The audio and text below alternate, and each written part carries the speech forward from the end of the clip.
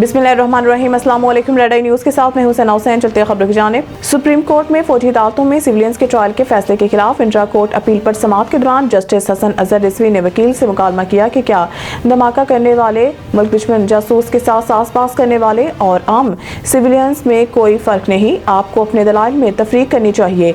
Supreme court में फौजी अदालतों के केस की समाअत जस्टिस अमीनुद्दीन खान की सरबराही में 7 रुकनी आईनी बेंच समाअत कर रहा है। Justice retired Jawwad S Khawaja के वकील ख्वाजा अहमद हुसैन ने दलाइल का आगाज किया और मौक़िफ़ अपनाया कि सिविलियंस का कोर्ट मार्शल किसी सूरत नहीं हो सकता। फौजी अदालतों का तरीक़ाकार शफाफ ट्रायल के तकाज़ों के बरखिलाफ है। ख्वाजा अहमद हुसैन ने सवाल किया कि सुप्रीम कोर्ट के तमाम 5 जजेस ने फौजी अदालतों में ट्रायल के तरीक़ाकार के शफाफ होने से इत्तफाक नहीं किया। जस्टिस हसन अजहर रिजवी ने इस्तफसार किया है कि क्या धमाका करने वाले, मुल्क दुश्मन जासूस के साथ सास-पास करने वाले और आम सिविलियंस में कोई फ़र्क नहीं है, आपको अपने दलाइल में तफरीक करनी चाहिए।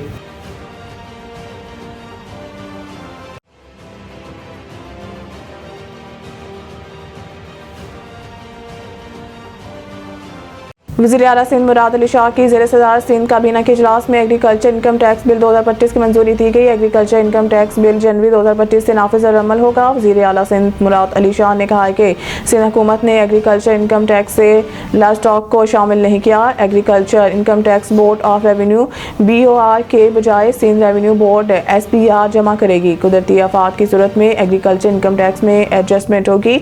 उन्होंने कहा कि आबाद अराजी को छुपाने की सूरत में जुर्माना लगाया जाएगा। छोटी कंपनियों पर ज़री टैक्स 20% और बड़ी कंपनियों पर 28% लागू होगा। 150 मिलियन रुपए ज़रिए आमदनी हासिल करने वाले एग्रीकल्चर इनकम टैक्स से मुस्तस्ना होंगे।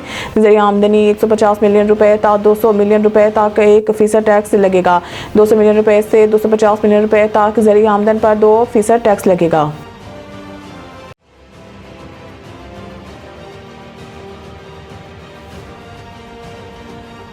बिजली तकसीम कार कंपनियों ने सहमाही एडजस्टमेंट के तहत 52 अरब रुपए से ज्यादा का रिलीफ अवाम को मुंतकिल करने के लिए नेपरा को दरख्वास्तें जमा करा दी। 5 इंडिपेंडेंट पावर प्रोड्यूसर्स IPPs की बंदिश के असरात शुरू होने के करीब हैं।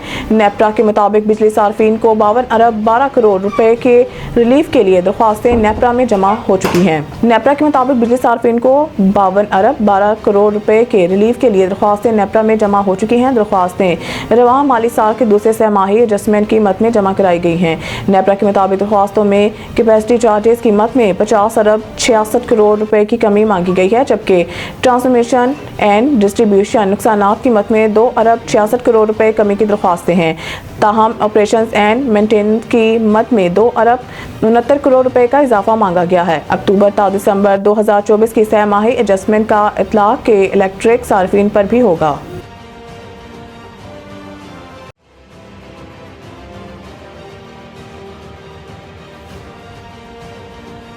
कराची पोर्ट ट्रस्ट KPT के अरबों रुपए मालियत की तकरीबन एक इंतहाई अराजी यानी 1448 एकड़ पर तजावजात हैं, जबकि पोर्ट कासिम अथॉरिटी की 30 एकड़ ज़मीन पर गैर कानूनी कब्जा है।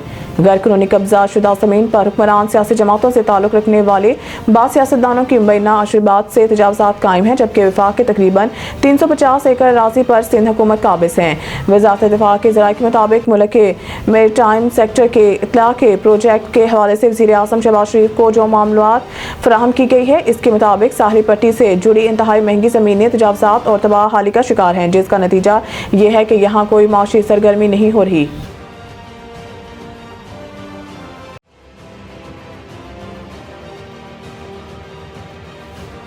मज़ीद न्यूज़ अपडेट के लिए देखते रहिए रेड आई न्यूज़।